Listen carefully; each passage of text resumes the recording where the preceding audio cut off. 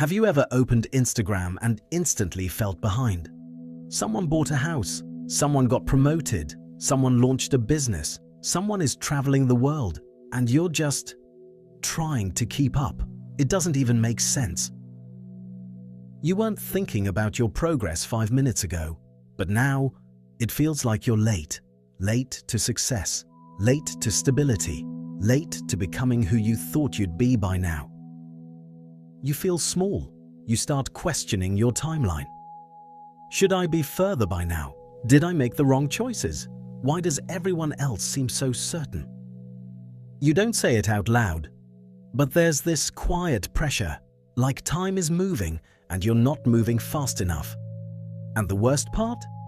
You think it's just you. So you replay your past decisions, the job you didn't take, the opportunity you hesitated on, the relationship that didn't work out. Slowly, it becomes a story about who you are. Maybe I'm not ambitious enough. Maybe I'm not disciplined enough. Maybe I missed my window. But there's a psychological reason this happens. Your brain is comparing your behind the scenes to everyone else's highlight reel. You see promotions, engagements, launches, milestones, but you don't see the debt, the doubt, the anxiety, the nights they questioned everything. Social media compresses years of uncertainty into one polished moment, and your brain interprets it as, they're ahead, I'm behind. Psychologists call this social comparison. Your mind is wired to measure your status against the people around you. Thousands of years ago, this helped us survive. Status meant safety. But today, you're not comparing yourself to your tribe. You're comparing yourself to the most visible outcomes of millions of people, not the average, not the struggling, the exceptional. Of course it feels like you're behind. Your comparison sample is distorted. And here's something most people won't admit. Even the people you think are ahead often feel the same way.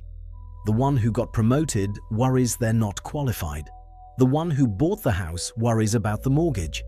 The entrepreneur worries about failing publicly. Success doesn't remove insecurity, it just changes its shape. So what do you do with this? Nothing dramatic, just notice it. Notice that the feeling of being behind is triggered by what you're seeing, not by your actual life. Notice how your mind zooms in on other people's outcomes and zooms out of their struggles.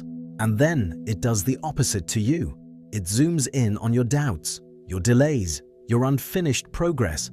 And once you see that distortion, it becomes harder to completely believe it. The feeling might still appear, but now there's space around it. Because maybe the problem was never that you were behind. Maybe the problem was that you were measuring your entire life against moments you were never meant to see in full.